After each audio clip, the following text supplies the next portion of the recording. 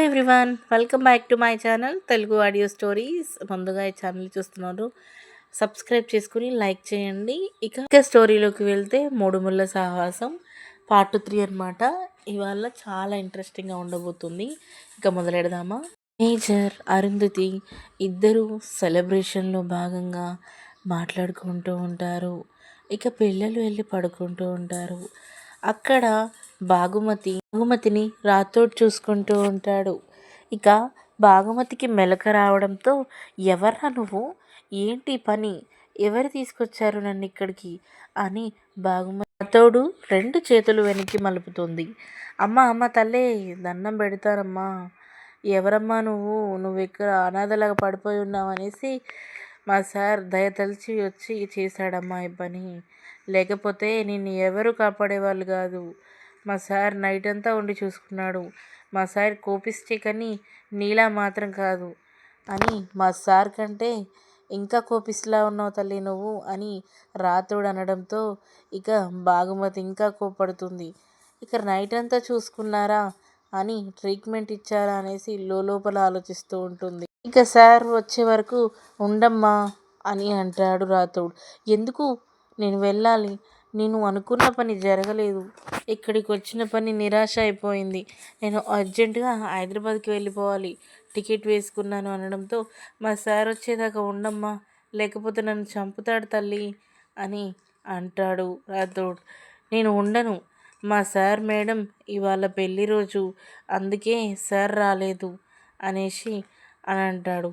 కాసేపు ఆగమ్మా, మా సార్ వస్తాడు అని అనడంతో బాగి కోపగించుకొని వెళ్ళిపోతుంది అక్కడి నుంచి. ఇక దారి చూసుకుంటూ వెళ్తుంది. మరోపక్క డైనింగ్ టేబుల్పై పిల్లలు, అరుంధతి, మేజర్, మనోహరి అందరూ టిఫిన్ చేస్తూ ఉంటారు. ఇక రాతోడు ఎక్కడా అనగానే రాతోడు వచ్చి, good morning sir, happy anniversary sir అని సీరియస్గా చెప్తూ ఉంటాడు. థ్యాంక్ యూ రాతోడ్ అని మేజర్ అనగా, ఇక మనం బయలుదేరదామా రాతోడ్ అని అంటాడు. లేదండి, గుడికి వెళ్ళాలి అని అంటుంది అరుంధతి. సరే అయితే స్కూల్కి వెళ్ళండి అని పిల్లల్ని పంపించగా, అంజుకి కడుపు నొప్పి అనేసి ఇంట్లోనే ఉంటుంది. ఇక ఆరు, మేజర్ ఇద్దరు కలిసి గుడికి వెళ్తుండగా అంజలి పాప కూడా నేను వస్తాను మమ్మీ అని అంటోంది. అయితే మేజర్ ఇలా అంటూ ఉంటాడు, ఇప్పటిదాకా స్టమక్ పెయిన్ అన్నావు కదా, ఇప్పుడు ఎలా వస్తావు? మేజర్ అడగ్గా, డాడీ ఇంతవరకు కడుపు నొప్పి లేస్తే దేవుడికి మొక్కాను, ఇక దేవుడి దగ్గరికి వస్తానని మొక్కాను డాడీ అని నవ్వుతో చెప్పడంతో ఇక ఆరు కూడా సరే అండి తీసుకెళ్దాం అని అంటుంది. సరే ఎక్కండి అని ముగ్గురు కలిసి హ్యాపీగా వెళ్తారు. మరోవైపు బాగుమతి గుడిలోనే ఉంటుంది. ఇక పంతులు గారిని అడుగుతూ ఉంటుంది, అమ్మ తల్లి, ఇక్కడికి ఎవ్వరు పెళ్లి రోజున వచ్చినా నీకు డెఫినెట్గా చెప్తాను, ఇక్కడ ఎవరు వస్తారో నాకు ఖచ్చితంగా తెలుస్తుంది. అంటే నీకెలా తెలుస్తుంది పంతులు గారు అని బాగుమతి అంటే, ఈ ఊరిలో ఉంది ఇది ఒక్క గుడి తల్లి, ఎవరైనా ఇవాళ పెళ్లి రోజు అని వస్తే ముందుగా నీకే ఇన్ఫర్మేషన్ ఇస్తాను, వెళ్ళి నువ్వు అక్కడ ఫ్రెష్ అప్ అయ్యిరా అని పంతులు గారు గది చూపిస్తూ ఉంటారు. అంతలో అరుంధతి కూడా వచ్చి ఇక అర్చన చేపిస్తూ ఉంటుంది. పంతులు గారు అర్చన చేయండి అని అనడంతో పంతులు గారు, అమ్మ మీ పేర్లందరికీ తెలుసు కదా, నేను చేపిస్తాను అని అంటుంది. ఇంకో విషయం పంతులు గారు, ఇవాళ మా పెళ్లి రోజు అండి, మీరు మా పెళ్లి రోజు సందర్భంగా అభిషేకం కూడా చేయండి పంతులు గారు అని అనడంతో, అవునా మా తల్లి, సరే అని లోపలికి వెళ్తూ ఉండగా సడన్గా గుర్తొస్తూ ఉంటుంది. అవును అమ్మ, ఒక అమ్మాయి పెళ్లి రోజు అని వచ్చింది, ఎవరినో కలుసుకోవాలని కలుసుకోలేకపోయిందంట, కొంపతీసి మీరేనా అని అడగడంతో, నేనే పంతులు గారు, నన్నే కలవడానికి వచ్చి దారి మిస్ అయిందంట, నిన్న మొత్తం తిరిగిందంట అమ్మా, ఇక్కడే ఉంది ఆ అమ్మాయి అని పంతులు గారు చెబుతూ ఉండగా ఇక లోపలికి వెళ్తూ ఉంటాడు. అంతలో మేజర్ వచ్చి అరుంధతిని, ఇక అలర్ట్గా ఉండాలి, కన్వెంటన్లో అలర్ట్గా ఉండాలి, వెళ్దాం పద, సెక్యూరిటీ ప్రాబ్లం ఉంది ఇక్కడ, తర్వాత చూసుకోవచ్చు అంటే, అమ్మాయి ఇక్కడికే వచ్చిందండి, బాగి ఇక్కడికే వచ్చింది అని మేజర్కి చెప్తూ ఉన్నా చాలా సీరియస్, ఇబ్బంది అవుతుంది బయటికెళ్తే, పద తర్వాత చూసుకుందామని తీసుకొని వెళ్తాడు. మరోవైపు ప్రదేశం చూస్తూ భాగుమతి నిలబడగా పంతులు గారు, అమ్మా, అమ్మాయిని కలిసావా అనగానే, ఏ అమ్మాయి పంతులు గారు అని భాగుమతి అనగా, నీకోసం వచ్చింది కదా అంటే, నా కోసం ఎవరూ రాలేదే అని భాగుమతి అనగా, వచ్చిందమ్మా, నిన్నడిగింది, నీకోసమే గుడంతా వెతుకుతోంది అని అనగా, ఎక్కడుంది అనేసి అడుగుతుంది భాగుమతి. అంతలో ఆరు మేజర్ తీసుకెళ్ళడం భాగుమతి చూస్తుంది. భాగుమతి పట్టుకోవడానికి ప్రయత్నిస్తుంది కానీ అంతలో మిస్ అవుతుంది అరుంధతి. ఇక ముగ్గురు కలిసి కార్లో ఇంటికి బయలుదేరుతూ ఉంటారు. మరోవైపు విలన్ మనోహరి ఇక రౌడీలకి కాల్ చేస్తుంది. మీరు ఇద్దరూ చావొద్దు, కేవలం అది ఒక్కతే చావాలి. అమర్ అండ్ ఆ పాప ఇద్దరూ బ్రతికి ఉండాలి, అలా ప్లాన్ చేయండి అని రౌడీలకి చెబుతుంది. అదే ప్లాన్ ప్రకారం మేజర్ అమర్కి కాల్ రావడంతో మేజర్ సిగ్నల్ అందకుండా ఉండడంతో పక్కకి దిగి ఫోన్ మాట్లాడుతూ ఉంటాడు. కేవలం ఆ పాప అరుంధతి మాత్రమే కారులో ఉండి ఉంటారు. అయితే ఇక ఎదురుగా లారీ వస్తూ ఉంటుంది. పాపని విసిరేస్తూ అరుంధతి బెల్ట్ తీసుకోబోతుండగా లారీ డాష్ ఇచ్చి ఆ బండి వెళ్ళి లోయలో పడిపోతుంది. దాంతో రోడ్డుపై ఒకవైపు భర్త, మరోవైపు పాప పడి ఉంటారు. అరుంధతి మాత్రం చెట్ల లోయలో పడి ఉంటుంది. ఇక అరుంధతి లేవడానికి ప్రయత్నిస్తూ ఉంటుంది. మొదట కల వచ్చిన చెట్టు దగ్గరే తను పడి ఉండడం ఒక బాధాకరమైన విషయం. ఇక లేచి వచ్చి, ఏమండి, ఏమండి, లేవండి, అంజలి, అంజలి అని కూడా పిలవడంతో ఇక అందరూ అక్కడ గుమ్మికూడడం జరుగుతుంది. దాంట్లో రాథోడ్ కూడా ఉండడంతో రాథోడ్ అమర్ని గుర్తుపట్టి వచ్చి సార్ అని హక్ చేసుకుంటూ ఉండడంతో ఇక మేడం ఎక్కడ సార్, మేడం ఎక్కడ సార్ అని అంటూ ఉంటాడు. అరుంధతి బ్రతికే ఉన్నాను అని భ్రమపడడంతో, నేనే ఉన్నాను, ఇక్కడే ఉన్నాను రాథోడ్, చూడు అని రాథోడ్లో నుంచి బయటికి వెళ్ళడంతో తను ఒక ఆత్మని అర్థం చేసుకుంటుంది. మేడం ఎక్కడ, మేడం ఎక్కడ అని వెతుకుతూ లోయ వైపు చూడగా లోయలో పడి చనిపోయి ఉంటుంది అరుంధతి. తనను తానే చూసుకుంటూ కృంగిపోతుంది అరుంధతి. ఇక రాథోడ్ ఇంటికి వెళ్తూని ఇక పాపని, అరుంధతిని హాస్పిటల్లో జాయిన్ చేయగా అరుంధతి చనిపోతుంది. మేజర్ అమర్కి కాస్త గాయాలవుతాయి, పాపకి మాత్రం స్పృహ కోల్పోతుంది.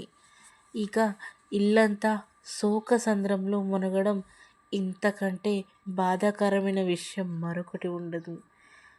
మేజర్ అమర్ తన భార్యతో జరిగిన మంచి సన్నివేశాలన్నీ గుర్తు తెచ్చుకుంటూ చాలా బాధపడుతూ ఉంటాడు. తన మెడపై ముద్దు పెట్టడం, డ్యూటీ నుంచి రాగానే హక్ చేసుకోవడం, చీకట్లో తనతో కలిసి తిరిగిన కబుర్లు, ఇక ఎన్నో గుర్తొస్తుంటాయి మేజర్ అమర్కి. మరోవైపు కూతురు, ఇద్దరు కొడుకులు వచ్చి, డాడ్ ఎలా ఉంది డాడ్ మీకు ఇప్పుడు, అమ్మ ఏది డాడ్ అని అడగడంతో మౌనంగా ఉంటాడు మేజర్ అమర్.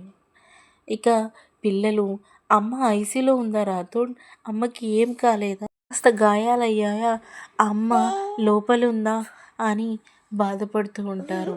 ఇక తన కన్న బిడ్డలకి నిజం చెప్పలేని తండ్రి కుమిలిపోతూ పక్కన కూర్చుండిపోతాడు. రాథోడ్ గట్టిగా ఏడుస్తూ ఉంటాడు. ఇక మనోహరి చాలా సంతోషంగా ఇక వస్తూనే ఉంటుంది. పిల్లలకి తల్లి చనిపోయిందన్న విషయం తెలుసుకొని చాలా ఏడుస్తూనే ఉంటారు. మనోహరి లోపల చాలా సంతోషంగా ఉంటుంది. అమ్మయ్య, నీకు దీపం పెడితేనే నీ ఇంట్లో నేను దీపం పెట్టగలనని నాకు తెలిసే, ఏమి బాధపడకు, నీ పిల్లల్ని ఫస్ట్ క్లాస్ కాలేజీలోనే, స్కూల్లోనే చదివిపిస్తాను, హాస్టల్లోనే వేస్తాను, ఇక నాకు అడ్డు ఏమీ లేదు అని లోపల మురిసిపోతుంటుంది మనోహరి. ఇక అమర్ని చూసేటప్పుడు, అమర్ ఎంత పని చేసింది ఆరు, ఆరు అంత తొందరగా మమ్మల్ని ఎలా వదిలిపోయేవారు అంటూ యాక్టింగ్ ఇరగదీస్తుంది. లోపల సంతోషం ఆగబట్టుకోదు. సార్ ఇక పాప స్పృహలోకి వస్తుంది.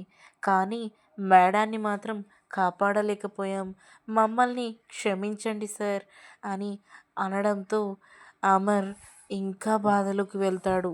ఇక రాతుడికి చెప్తాడు, అంత్యక్రియలకి హైదరాబాద్కి వెళ్దాం అని చెప్పడంతో సరే సార్ అని ఇల్లంతా శోకసంద్రంలో మునిగి ఉంటుంది.